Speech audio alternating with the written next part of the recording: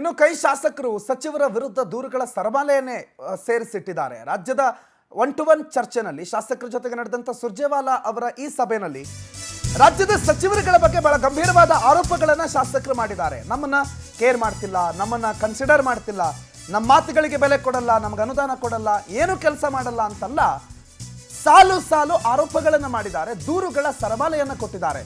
ಅದು ಕೆಲವು ಸಚಿವರಂತೂ ತಮ್ಮ ಇಲಾಖೆಗಳನ್ನ ನಿಭಾಯಿಸೋದ್ರಲ್ಲಿ ಫೇಲ್ಯೂರ್ ಆಗಿದೆ. ಅವರ ಅಸಮರ್ಥತೆ ಹಿನ್ನೆಲೆಯಲ್ಲಿ ಅಭಿವೃದ್ಧಿಗೆ ಹಿನ್ನಡೆ ಆಗ್ತಾ ಇದೆ, ಅವರು ಸಮರ್ಥರಿಲ್ಲ ಅನ್ನೋ ರೀತಿಯಲ್ಲೆಲ್ಲ ಹೇಳ್ಬಿಟ್ಟಿದ್ದಾರೆ.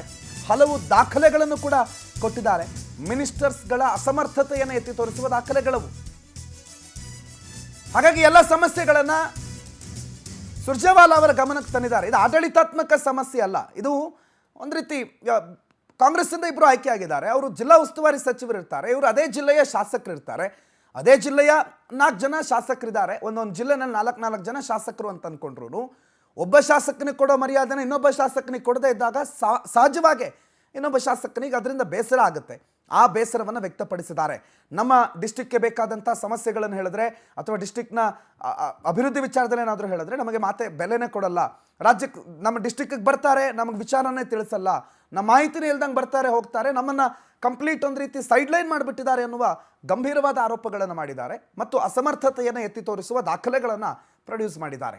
ರೂಪೇಶ್ ಮಾಹಿತಿ ಕೊಡ್ತಾರೆ. ರೂಪೇಶ್, ನಮ್ಮ ಸರ್ಕಾರ ಸುಭದ್ರ, 5 ವರ್ಷ ನಾವೇ ಸರ್ಕಾರವನ್ನು ನಡೆಸ್ತೀವಿ, ಆಡಳಿತ ನಡೆಸ್ತೀವಿ ಅಂತ ಮುಖ್ಯಮಂತ್ರಿಗಳು ಹೇಳ್ಕೊತಾರೆ. ಆದರೆ ಇಲ್ಲಿ ನೋಡಿದ್ರೆ ಶಾಸಕರು ಮತ್ತು ಸಚಿವರ ನಡುವೆ ಸಮನ್ವಯತೆನೇ ಇಲ್ಲ. ಅವ್ರ ವಿರುದ್ಧ ಇವರು ವಿರುದ್ಧ ಅವರು. ಈಗ ಸುರ್ಜೇವಾಲಾ ಅವರ ಮುಂದೆ ಕೂಡ ಹೋಗಿದೆಯಂತೆ. ಅದರ ಇಫೆಕ್ಟ್ ಏನಾಗಬಹುದು?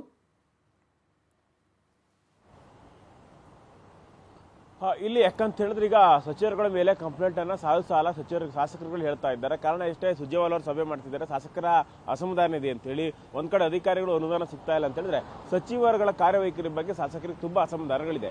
ಯಾಕೆ ಕಾರಣ ಅಷ್ಟೇ, ಕಾಂಗ್ರೆಸ್ ಅಲ್ಲಿ ಸಾಕಷ್ಟು ಹಿರಿಯ ಶಾಸಕರುಗಳಿದ್ದಾರೆ, ಅವರಿಗೆ ಸರಿಯಾದ ಒಂದಷ್ಟು ಗೌರವಗಳು ಸಿಗ್ತಾ ಇಲ್ಲ ಒಂದು ವಿಚಾರ. ಆದ್ರೆ ಅಭಿವೃದ್ಧಿ ವಿಚಾರಕ್ಕೆ ಜಿಲ್ಲಾ ಅಧ್ಯಕ್ಷರುಗಳು, ಜಿಲ್ಲಾ ಸಚಿವರುಗಳು ಸಹಕರಿಸ್ತಾ ಇಲ್ಲ ಅಂತ ದೊಡ್ಡ ಆರೋಪವನ್ನು ಶಾಸಕರುಗಳು ಮಾಡಿದ್ದಾರೆ. ಅದೇ ರೀತಿ ಕಾರ್ಯವೈಖರಿ ಇದೆಯಲ್ಲ, ಯಾಕಂದ್ರೆ ಶಾಸಕರು ಎಷ್ಟೇ ಕೆಲಸ ಮಾಡಿದ್ರು ಕೂಡ ಸಚಿವರುಗಳು ಪರಿಣಾಮಕಾರಿ ಕೆಲಸ ಮಾಡಿಲ್ಲ ಅಂತೇಳಿ ಸರ್ಕಾರಕ್ಕೆ ದೊಡ್ಡ ಮಟ್ಟಕ್ಕೆ ಹೆಸರು ಬರಲಿಕ್ಕೆ ಸಾಧ್ಯವೇ ಇಲ್ಲ.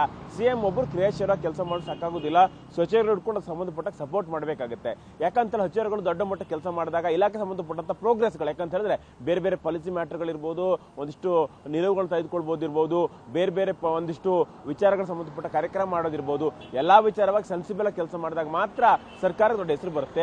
ಆ ಕೆಲಸಗಳು ಈ ಸರ್ಕಾರದಲ್ಲಿ ಆಗ್ತಾ ಇಲ್ಲ ಅಂತ ಶಾಸಕರು ಆರೋಪವನ್ನು ಮಾಡಿದ್ದಾರೆ. ಉದಾಹರಣೆಗೆ ಜಮೀರ್ ಅಹಮದ್ ಖಾನ್ ಅವರಿಗೆ ಬಳ್ಳಾರಿ ಉಸ್ತುವಾರಿಯನ್ನು ಕೊಡಲಾಗಿದೆ, ಆದ್ರೆ ಬಳ್ಳಾರಿ ಉಸ್ತುವಾರಿ ಬಳ್ಳಾರಿಗೆ ಅತಿ ಹೆಚ್ಚು ಬರೋದೇ ಇಲ್ಲ ಅಂತೇಳಿ ಶಾಸಕರು ಆರೋಪ ಮಾಡಿದ್ದಾರೆ. ಕೂಡ್ಲಿಗೆ ಶ್ರೀನಿವಾಸ್, ಲತಾ ಮಲ್ಲಿಕಾರ್ಜುನ್, ಹಾಗೆ HR ಗವ್ಯಪ್ಪ, ಹೊಸಪೇಟೆ ಶಾಸಕ HR ಗವ್ಯಪ್ಪ ಕೂಡ ಇಲ್ಲಿ ಅವರ ಮೇಲೆ ಅಂದ್ರೆ ಜಿಲ್ಲಾ ಉಸ್ತುವಾರಿಗಳ ಮೇಲೆ ಗರಂ ಆಗಿದ್ದಾರೆ. ಒಂದಿಷ್ಟು ಆರೋಪಗಳನ್ನು ಕೂಡ ಮಾಡಿದ್ದಾರೆ.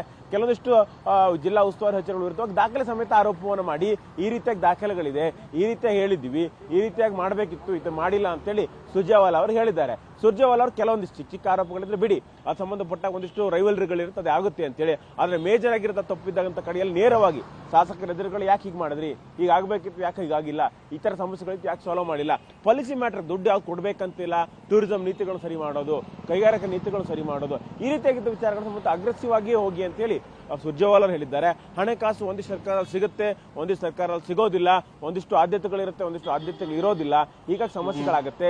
ಹೀಗಾಗಿ ಇದೆಲ್ಲವನ್ನೂ ಕೂಡ ಸಮಸ್ಯೆಗಳನ್ನ ಬಗೆಹರಿಸಬೇಕು, ಯಾವ ಶಾಸಕರು ಕೂಡ ಆರೋಪಗಳನ್ನು ಮಾಡಬಾರದು, ಆ ನಿಟ್ಟಿನಲ್ಲಿ ಕೆಲಸ ಮಾಡಿ ಅಂತ ಸೂಚನೆಗಳನ್ನ ಶಾಸಕರಿಗೆ ಕೊಟ್ಟಿದ್ದಾರೆ. ಎಲ್ಲವೂ ಕೂಡ ಶಾಸಕರು ಮತ್ತೆ ಸಚಿವರ ನಡುವೆ ಸಾಮ್ಯತೆ ಇಲ್ಲ ಅಥವಾ ಹೊಂದಾಣಿಕೆ ಇಲ್ಲ ಅನ್ನೋದು ಸ್ಪಷ್ಟವಾಗಿ ತೋರಿಸ್ಕೊಡುತ್ತೆ. ಪ್ರಣುತ್.